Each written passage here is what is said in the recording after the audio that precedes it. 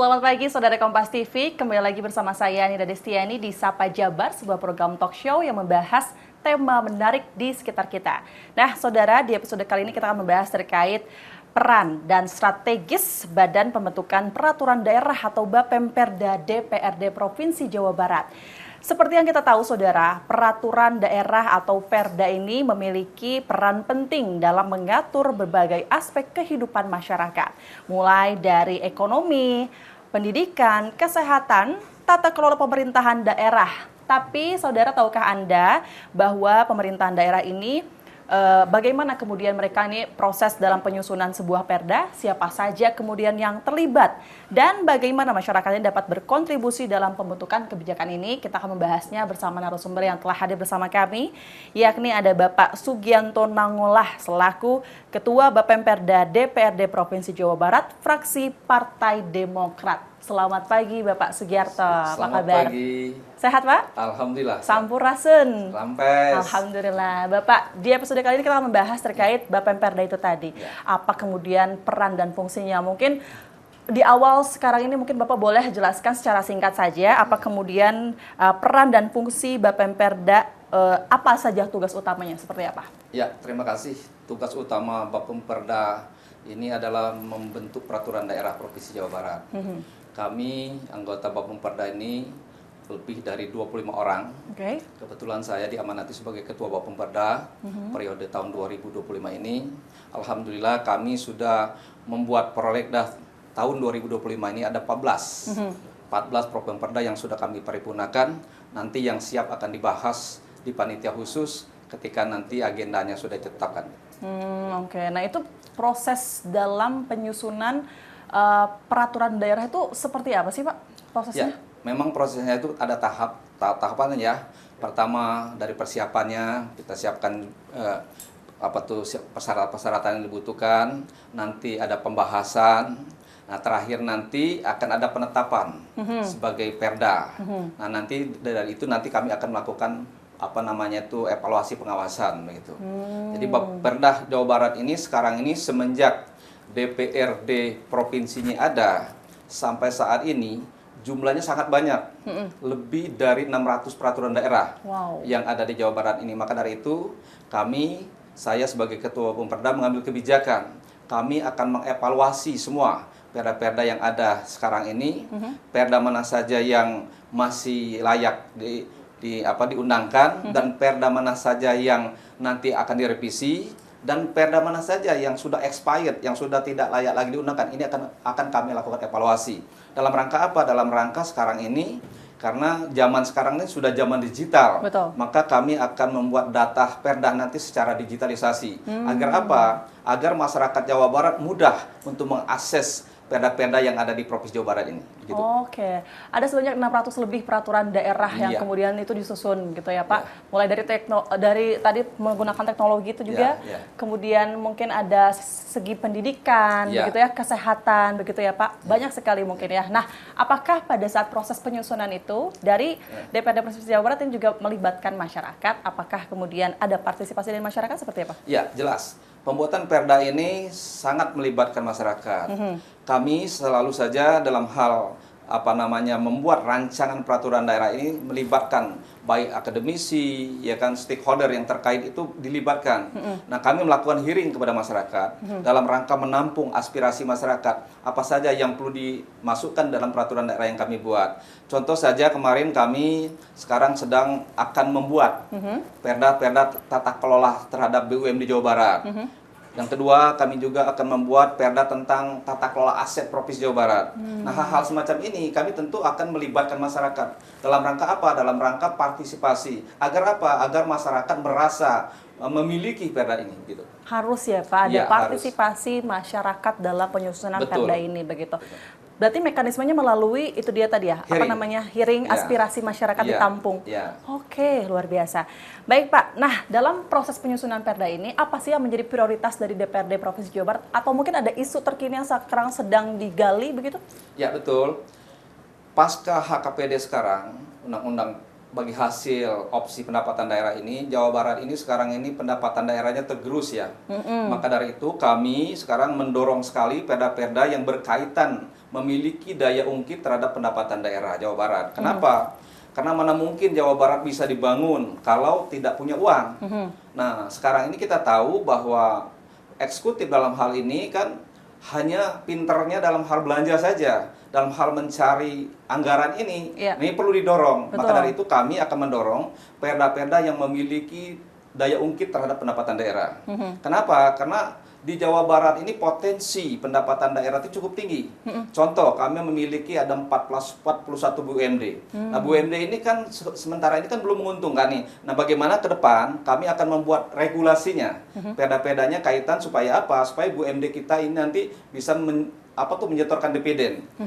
Masalahnya sekarang ini BUMD kita, direktur-direkturnya ini tidak punya beban sekarang ini. Kenapa? Karena regulasinya tidak menekankan ke titik sana gitu. Nah, ke depan itu bagi direktur-direktur BUMD yang tidak mampu menyetorkan pendapatan, menyetorkan dividen, maka di aturan perda nanti akan kami buat, mereka harus mundur sebagai jabatan direktur BUMD. Kalau mereka tidak mampu menyetorkan pendapatan, dia buat apa? Nah, hal-hal semacam ini kan akan kami buatkan peraturannya nanti. Oke, secara ya di Jawa Barat juga BUMD kan harusnya bisa menjadi apa ya, topang ya mereka untuk anggaran begitu. Betul. Ya Pak. Luar biasa. Oke, Pak, kalau di DPRD sendiri tidak hanya menyusun barangkali kan ada juga evaluasi nih Pak. Bagaimana kemudian mekanisme evaluasi itu berjalan? Seperti tadi disampaikan peraturan yang lain yang udah expire yang mungkin tidak sekarang tidak, ini berjalan seperti apa evaluasinya? Ya, sekarang ini kami sedang meng-hire tenaga ahli dari luar untuk melakukan evaluasi. Akan kita evaluasi semua perda-perda yang ada saat ini. Nah, nanti hasil evaluasi dari tim ahli inilah nanti kami akan membahas di Bapemperda apakah perda ini perlu direvisi, apakah perda ini harus dicabut karena tidak dibutuhkan lagi, atau bagaimana nanti keputusan rekomendasi dari tim ahli. Nah, itu yang paling penting. Kenapa? Karena zaman sekarang ini aturan-aturan yang sudah lama ini sepertinya kan sudah tidak bisa mengatur kebutuhan saat ini. Nah, maka dari itu perlu sekali dilakukan evaluasi. Nah, kemarin kita tahu banyak sekali undang-undang yang disatukan, Omnibus Law waktu itu kan tahu sendiri. Nah, ini perda-perda kita ini kan karena PP-nya berubah, undang-undangnya berubah. Ini harus menyesuaikan dengan undang-undang yang ada saat ini gitu. Oke, itu dia, luar biasa menarik. Jadi tidak hanya menyusun sebuah peraturan daerah, namun juga di sini DPRD berperan untuk mengevaluasi sebuah peraturan daerah yang mungkin tidak berjalan secara efektif mungkin ya Pak. Ini sahabat kita akan lanjutkan kembali perbincangan kami setelah jeda berikut ini. Tetaplah di Sapa Jabar, Saudara.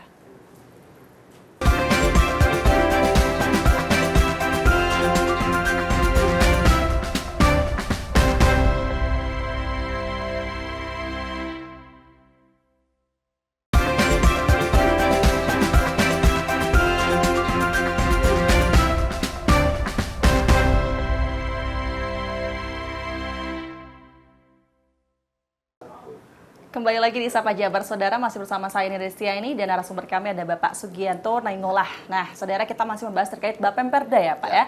Nah, kalau tadi soal evaluasi peraturan daerah, di sini juga ikut berperan. Apakah kemudian pada saat proses penyusunan DPRD Provinsi Jawa Barat ini juga kemudian bekerja sama ataupun berkolaborasi dengan eksekutif seperti apa Pak? Ya, tentu kami dari Bapemperda ini berkoordinasi dengan Biro Hukum Pemerintah Provinsi Jawa Barat kaitan dengan perda-perda mana saja yang akan kami bahas. Nah, dalam hal inilah kami menyatukan, kan perda ini bersumber dari ada perda inisiatif DPRD, ada perda inisiatif dari Gubernur. Nah, perda yang inisiatif dari DPRD, maka tugas Bapemperda yang akan mempersiapkan semuanya, baik itu naskah akademiknya maupun rancangan perdanya. Nah, kalau yang dari Gubernur itu disiapkan oleh Biro Hukum, rancangan peraturan daerahnya maupun naskah akademiknya. Nah, saya mengambil kebijakan periode yang sekarang ini untuk rancangan peraturan daerah yang akan kami buat, saya minta kepada tenaga ahli itu yang sudah matang, yang sudah final, yang sudah jadi.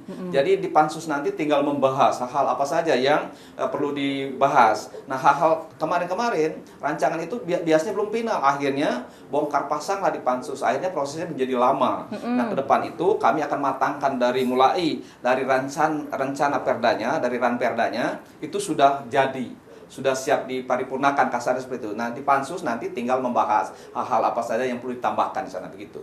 Itu seberapa sering sih Pak DPRD Jawa Barat tadi mengusulkan perda inisiatif tadi? Ya, kami tahun ini ada 5 perda yang kami usulkan sebagai inisiatif Dewan. Oke.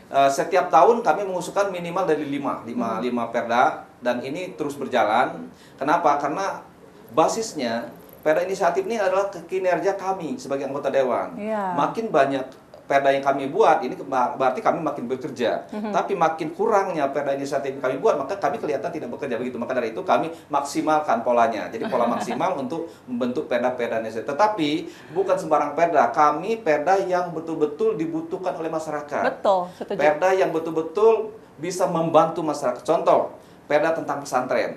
Nah, ini sangat membantu masyarakat pesantren yang mana bila mana mereka ingin membutuhkan bantuan kepada anggaran pemerintah provinsi, masa mereka punya dasar hukumnya, yaitu perda pesantren tadi sebagai dasar untuk mereka bisa mengusulkan bantuan dana dari pemerintah provinsi. Jadi perda ini salah satu tujuannya adalah untuk memberikan kepastian hukum kepada masyarakat bila mana masyarakat itu nanti ingin mengusulkan bantuan dari pemerintah provinsi gitu. Jadi ini penting sekali.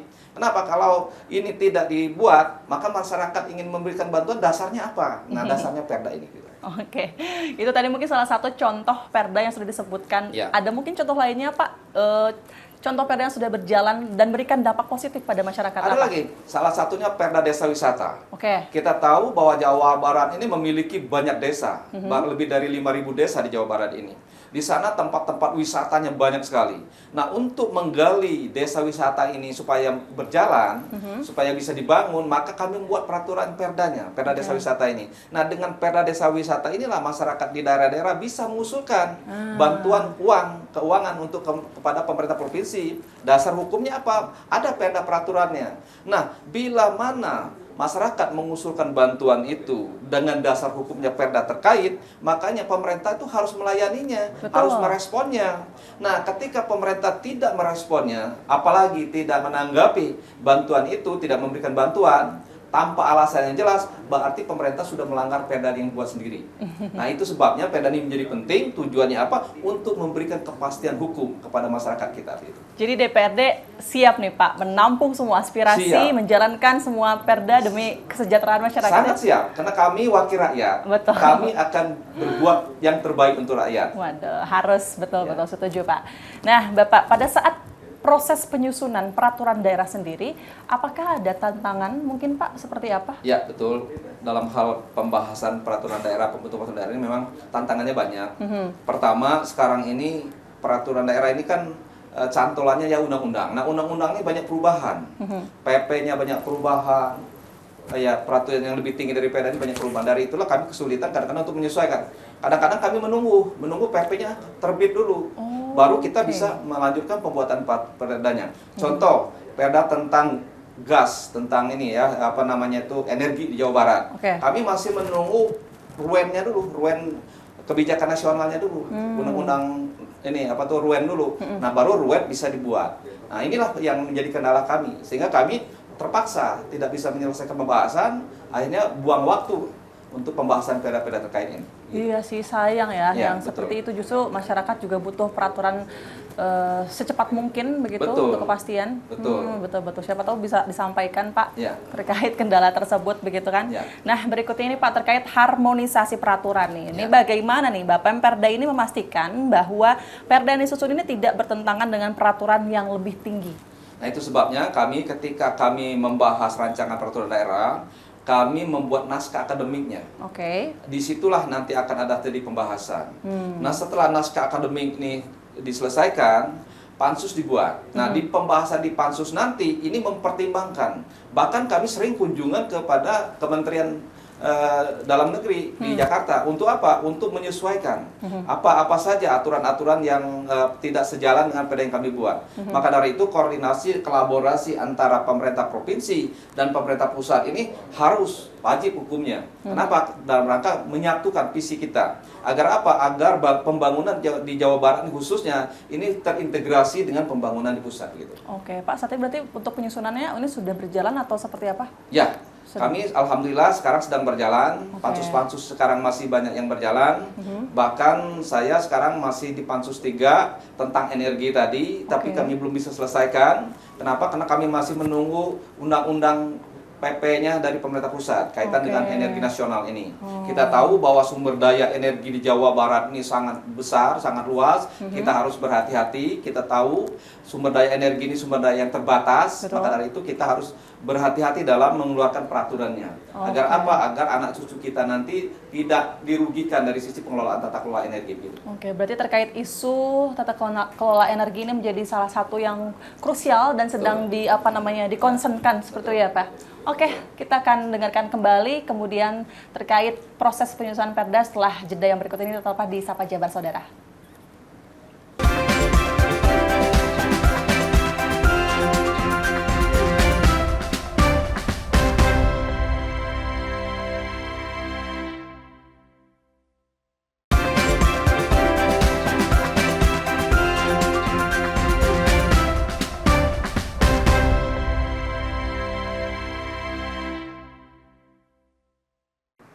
Kembali lagi di Sapa Jabar, Saudara masih membahas terkait Bapemperda bersama Bapak Sugianto Nangolah. Nah, Pak Sugianto, kita lanjutkan kembali.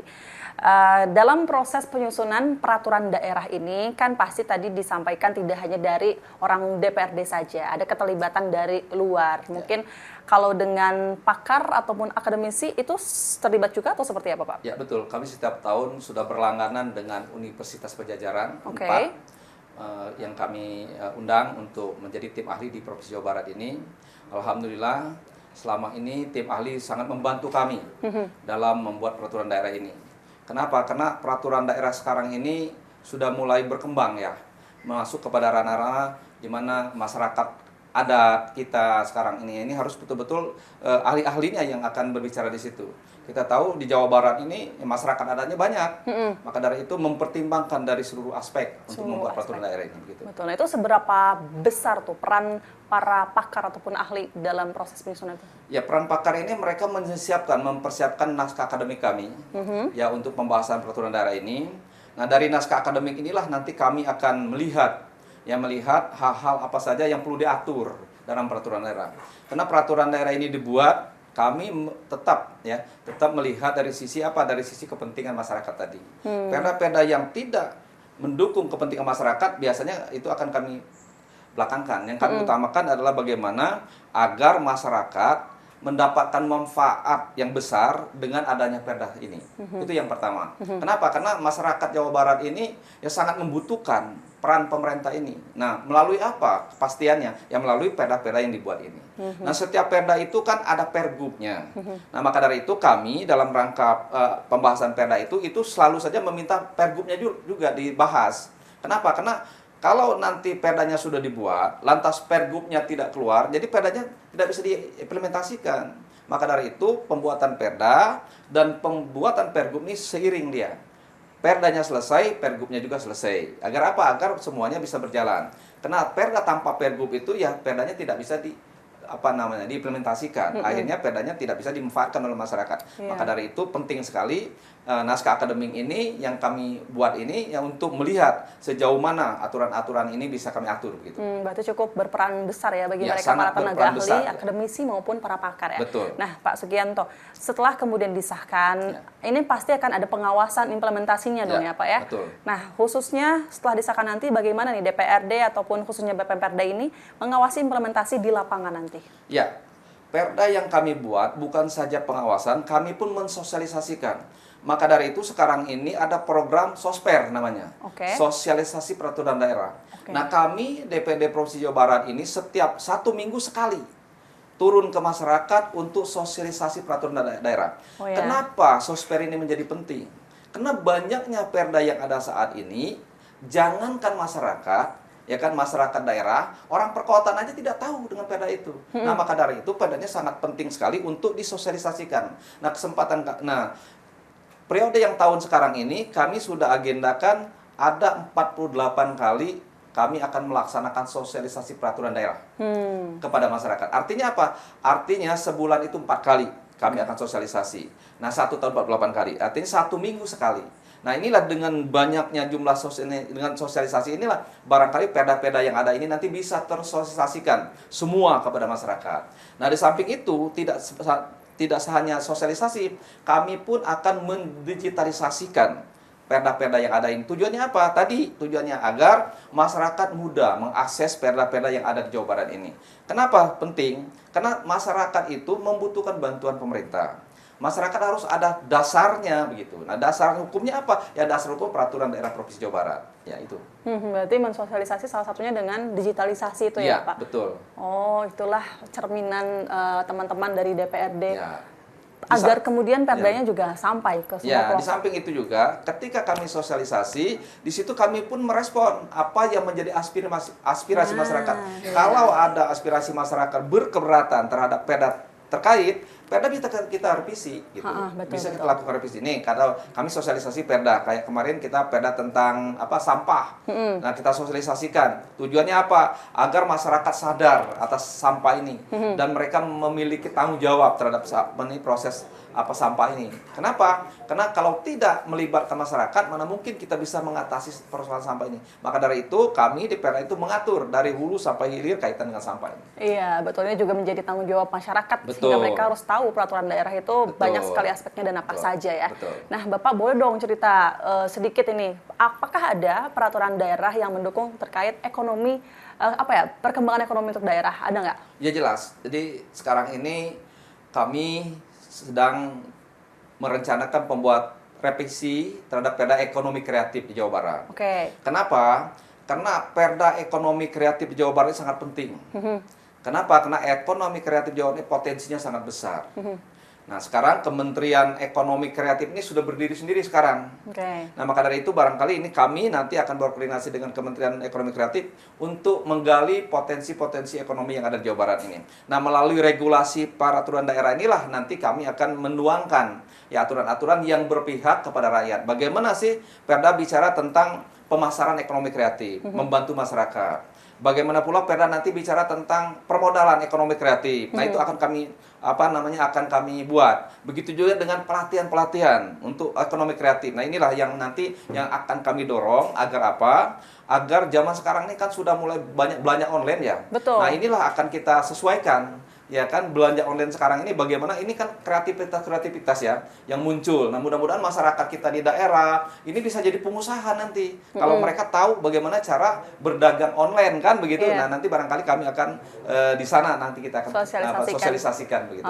Oke. Menjadi perda untuk mendorong ekonomi juga menjadi sebuah prioritas bagi DPRD Provinsi Jawa Barat. Nah, Pak, kalau tadi sekilas disampaikan soal digitalisasi sudah didorong kemudian. Nah, digitalisasi dan transparansi nih Pak, apakah ada upaya dari Bapemperda untuk memanfaatkan teknologi dalam mempercepat proses pembentukan perda atau meningkatkan transparansi? Ya jelas, sangat jelas. Sebenarnya enak zaman sekarang, sudah zaman teknologi ya, semua juga mudah serba cepat dibandingkan zaman dulu-dulu. Maka dari itu kami sekarang ini sudah semua, harapan kami nanti semua sudah digital. Jadi sudah tidak ada paperless lagi nanti. Di ruangan-ruangan rapat itu semua sudah digital. Nah, begitu juga dengan peraturan daerah. Nanti dokumentasi perda kami pun sudah terdaftar secara digital. Masyarakat ingin mengaksesnya juga mudah secara digital. Jadi itu tujuannya. Maka dari itu sekarang ini kami sedang mengevaluasi tadi semuanya. Nanti kami akan membuatkan programnya supaya apa? Supaya nanti mudah. Kita tahu bahwa Jawa Barat memiliki sekian ratus perda. Nah, apa saja akan kami buat determinnya. Ada perda yang mulai dari tahun yang terbaru sampai yang paling lama. Ada semuanya. Dan tujuannya tadi, kenapa? Karena ini peraturan ya yang mengikat kedua belah pihak antara masyarakat dengan pemerintah. Masyarakatnya harus tahu. Betul. Jangan sampai masyarakatnya tidak tahu. Kalau masyarakat tidak tahu, maka mereka wajar saja mereka tidak taat dengan aturan, karena mereka tidak tahu begitu. Nah, maka dari itulah sosialisasi menjadi penting. Begitu. Menjadi penting karena agar transparansi bagi masyarakatnya nanti ya Pak ya. Betul. Pak, terakhir nih Pak Sugianto. Harapan ke depan nih, apa harapan Bapemperda sendiri ini untuk meningkatkan kualitas perda di masa mendatang? Apakah ada program atau inovasi yang akan dilakukan nantinya? Ya, terima kasih. Memang inilah tantangan kami, harapan kami ke depan. Semua peraturan daerah yang ada di Jawa Barat ini diketahui oleh rakyat. Betul. Itu harapan kami. Jangan sampai rakyat Jawa Barat tidak tahu dengan aturan ini. Padahal mengatur masyarakat kita, tapi masyarakatnya tidak tahu. Nah, inilah jadi problem besar bagi kami. Maka dari itu ke depan kami sangat berharap mudah-mudahan bisa terwujud semua peraturan-peraturan daerah Jawa Barat ini diketahui oleh rakyatnya. Bisa diakses oleh rakyatnya dan bisa dimanfaatkan oleh rakyatnya. rakyat bisa berdaya dengan aturan yang kami buat ini. Ya ngapain kami capek-capek membuat aturan kalau masyarakat tidak bisa mengambil manfaat dari aturan yang kami buat ini.